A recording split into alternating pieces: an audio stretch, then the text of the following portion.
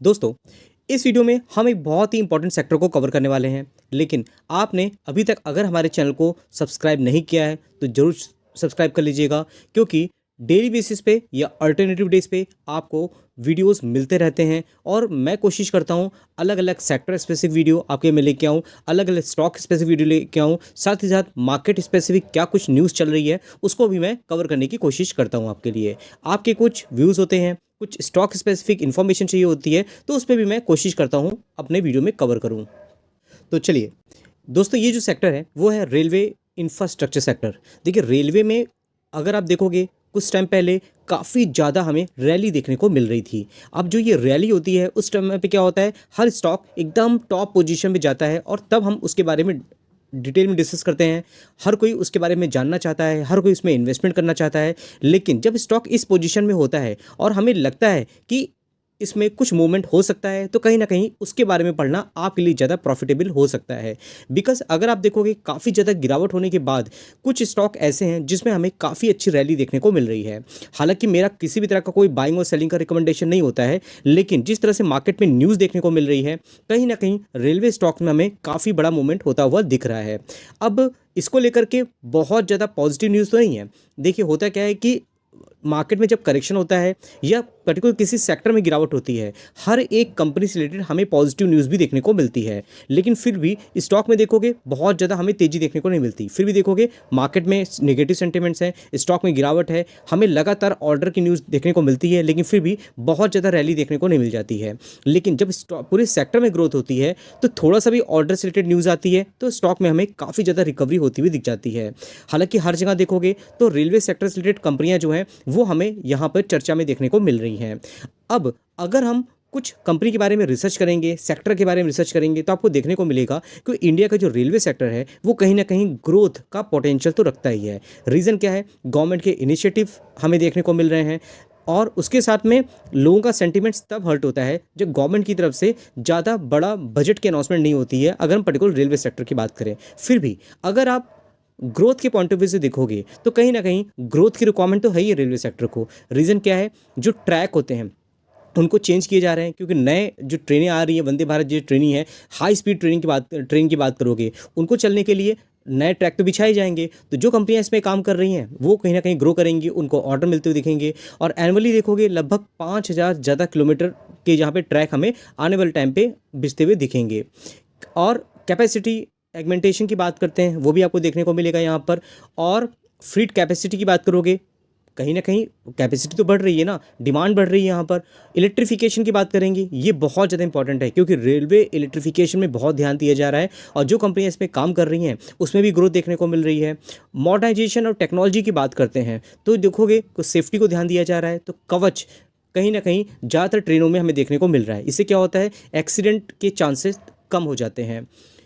और मेन तो रेवेन्यू भी इंक्रीज़ करना है। अब लोगों का इंटरेस्ट जो है वो रेलवे की तरफ हो रहा है, क्यों? क्योंकि सेफ्टी मिल रही है, कनेक्टिविटी बढ़ रही है, साथ ही साथ अच्छी ट्रेनें आ रही हैं, कंफर्टेबिलिटी मिल रही है, तो कहीं ना कहीं यहाँ पे रेवेन्यू ग्रोथ भी होगा, इसकी वजह से भी ध्यान दिया जा रहा है।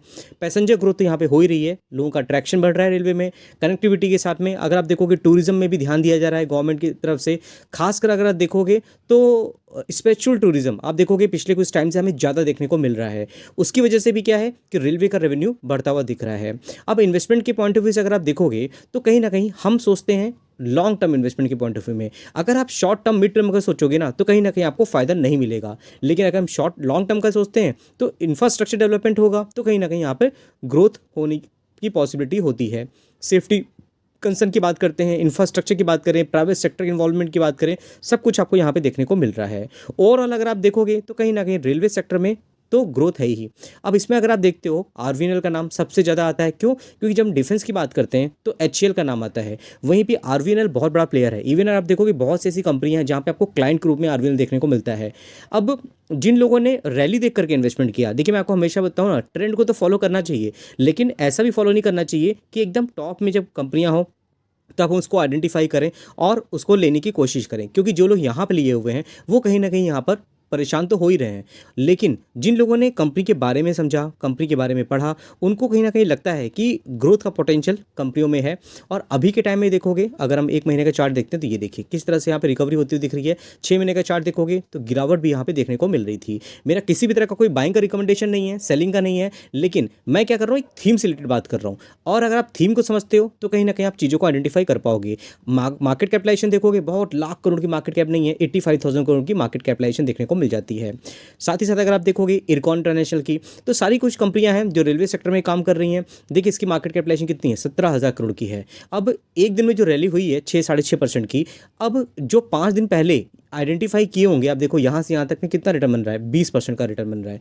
और हमेशा मैं अलग अलग सेक्टर के बारे में डिस्कस करता रहता हूँ, मेरे एप्लीकेशन में भी मैं डिस्कस करता रहता हूँ। और अगर आप हमारे एप्लीकेशन के साथ नहीं जुड़े हो तो जरूर जुड़ जाइएगा। हमारा व्हाट्सएप चैनल भी है जिसमें काफ़ी लोग हमारे साथ जुड़े हुए हैं। डेली मैं यहाँ पर अपडेट डालता हूँ, ड्यूरिंग द मार्केट बहुत से अपडेट होते हैं, कंपनियों के रिजल्ट्स आते हैं, सब कुछ आपको यहाँ पे देखने को मिल जाएगा। तो जरूर हमारे व्हाट्सएप चैनल के साथ जुड़िए, फ्री ऑफ कॉस्ट होता है। जो भी मैं वीडियोज़ अपलोड करता हूँ सब देखने को मिलता है आपको यहाँ पर। कुछ पर्सनल इन्फॉर्मेशन होती है, जैसे मैं कहीं बाहर जाता हूँ तो वो भी मैं यहाँ पे आपके लिए अपडेट कर देता हूँ आपको। हमारा एप्लीकेशन में जो मैं वीडियो डालता हूँ वो भी आपको यहाँ पे देखने को मिल जाएगा। और उससे क्या फ़ायदा होता है कि अगर आप हमारे इस एप्लीकेशन को डाउनलोड करना चाहते हैं, उसके साथ जुड़ना चाहते हैं, हालांकि वो पेड होता है, 500 रुपीज़ होते हैं मंथली, लेकिन कहीं ना कहीं अच्छी इन्फॉर्मेशन आपको मिलती है। अगर आप देखोगे यहाँ पर तो ये लिंक आपको यहाँ पे देखने को मिल जाएगा। तो चलिए, आप ज्वाइन करना चाहो तो ज्वाइन कर सकते हो, लिंक आपको कमेंट बॉक्स में मिल जाएगा। इरकॉन में अगर आपने इन्वेस्टमेंट करके रखा है, आरवीएल में करके रखा है तो मुझे जरूर बताइएगा। एक और कंपनी है IRFC, जब से कंपनी मार्केट में आई है देखोगे तो यहाँ पर लिस्ट होने के बाद बहुत टाइम तक कोई रिटर्न नहीं बने, 13% तक की गिरावट थी 21 से 22 तक में। उसके बाद क्या हुआ, अचानक से सेक्टर में ग्रोथ आई और हर कोई इसके बारे में इंटरेस्ट दिखाने लगा और देखिए 500% तक के रिटर्न बन गए। लेकिन बाद में क्या हुआ, करेक्शन हुआ। करेक्शन होने के बाद देखिए गवर्नमेंट की कंपनी है, ख़राब होने के चांसेस तो थोड़ा कम होते हैं, रिस्क भी थोड़ा कम ही होता है, लेकिन जब रिटर्न नहीं बनते हैं ना तो एक साल तक कोई रिटर्न नहीं बनते हैं। और 5 दिन का चार्ट देख लो किस तरह से रिकवरी होती हुई दिख रही है यहाँ पर। 1 महीने का चार्ट देखोगे तो गिरावट जब होती है 12% तक की करेक्शन हो जाते हैं। तो कहीं ना कहीं इसका भी बहुत ज़्यादा कॉन्ट्रीब्यूशन है। रेलवे इंफ्रास्ट्रक्चर बात करते हैं, फाइनेंस रिलेटेड अगर बात करते हैं रेलवे में, तो इसका हमें रोल देखने को मिलता है। रिट्स की बात करते हैं, देखिए 250 एक दिन में देखिए कितना 14-14.5% तक तेजी है। गिरावट था तो कहीं ना कहीं करेक्शन देखने को मिल रहा था, रिकवरी हो रही तो बड़ी बड़ी एक दिन में काफ़ी यहाँ पे रिटर्न बनते हुए दिख रहे हैं। लेकिन प्रॉब्लम किनको हो जाती है, देखिए यहाँ पर जिन लोगों ने यहाँ पर इन्वेस्टमेंट कर दिया 378 के प्राइस में और अभी गिरावट में है, बहुत टाइम तक करेक्शन में रहा। इस करेक्शन को देख करके जिन लोगों ने बेच दिया होगा, बाद में देखो रिकवरी हो रही है तो लगता है कि अरे हमने इस प्राइस में इसको बेच के निकल गए हम लोग। तो अगर आपने इसको एकदम बॉटम में यहाँ पर डर के बेचा है तो मुझे आप कमेंट बॉक्स में जरूर बताइएगा। और अभी तेजी देख करके अगर आप इंटरेस्ट दिखा रहे हो तो भी आप मुझे बता सकते हो। फिर दोस्तों अगर हम बात करते हैं, नंबर ऑफ कंपनियां यहाँ पे देखने को मिलती हैं। हर एक कंपनी को तो मैं कवर नहीं कर सकता हूँ, लेकिन कहीं ना कहीं कुछ कंपनियां मिस हो जाती हैं। अगर आप थीम को समझते हो तो आपको समझ में आएगा। छोटी कंपनी की बात करते हैं, टेक्समेको रेल इंजीनियरिंग की बात करते हैं, ये देखिए बस 5-5.5% तक यहाँ पे रिटर्न बनते हुए दिख रहे हैं। काफ़ी यहाँ पे करेक्शन था, 14-15% तक का रिकवरी होती है तो आपको पता चलेगा। ये देखिए कितने टाइम तक करेक्शन था, 35% तक की। रिस्की कंपनियाँ हैं ना, और देखिए रिटर्न कितने बनते हैं, रिटर्न बनने में 1000% तक के रिटर्न है। 6000 करोड़ की मार्केट कैपिटलाइजेशन है। उसके साथ में अगर आप इस कंपनी के बारे में देखोगे तो Texmaco rail Q4 result revenue 18% तक की ईयर ऑन ईयर बढ़ा हुआ है, प्रॉफिट जो है वो डिक्लाइन हुआ है।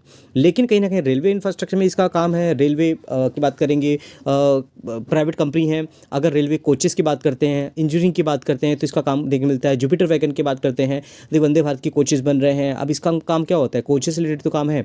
जुपिटर वैगन काफ़ी टाइम तक वो करेक्शन देखने को मिला, शुरुआत में तो काफ़ी रिकवरी थी, काफ़ी अच्छे रिटर्न बन रहे थे। देखिए 46% तक की गिरावट है। और अगर 5 साल का चार्ट देखो तो आपको पता चलेगा इसमें काफ़ी अच्छे रिटर्न भी बने हुए हैं। 16,000 करोड़ की मार्केट कैपिटलाइजेशन है। कंपनी वाइज मुझे अच्छी लगती है, आपकी क्या व्यूज़ हैं आप मुझे बता सकते हो। BEML की बात करते हैं, वंदे भारत कोचेस की बात करते हो तो इस कंपनी का बहुत ज़्यादा कॉन्ट्रीब्यूशन है। और कहीं ना कहीं आप देखोगे कि 8% की तेजी ऐसे ही देखने को नहीं मिल रही है।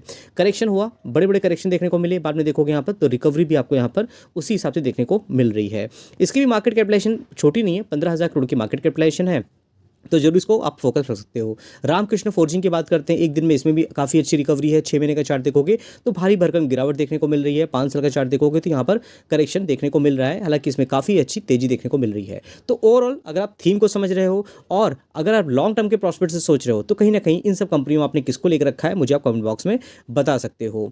एक अगर हम बात करते हैं लास्ट कंपनी की, जो सारी कंपनियों में अगर बात करोगे रेलवे इंफ्रास्ट्रक्चर में कुछ कंपनियां फेवरेट होती हैं, लेकिन IRCTC में अगर आपने मुझे शुरू से फॉलो किया हुआ है ना, अगर मैं 2022 से बात करता हूँ तो लगातार मैं कवर करता आ रहा हूँ। और अगर आप देखोगे 810 के प्राइस में है, ये देखिए मैंने अभी कुछ दिन 2 दिन पहले वीडियो बनाया हुआ था तो मैंने आपको बताया था। और देखिए 1 महीने का चार्ट, ये देखिए किस करेक्शन में था, 7-7.5% की गिरावट थी और यहाँ मैंने इसको कवर किया था। ये देखिए रिकवरी होती हुई दिख रही है यहाँ पर, और जनवरी से अभी तक देखोगे, लेकिन इसका पैटर्न अगर आप समझोगे तो आपको समझ में आएगा। भारी भरकम यहाँ पे तेजी होती है, फिर करेक्शन होता है, फिर तेजी होती है, फिर करेक्शन होता है, फिर देखिए रिकवरी हो जाती है। 64,000 करोड़ की मार्केट कैपिटलाइजेशन है और इसका बिजनेस तो मुझे लगता है मोनोपोली बिजनेस है और कहीं ना कहीं अच्छा सेगमेंट है।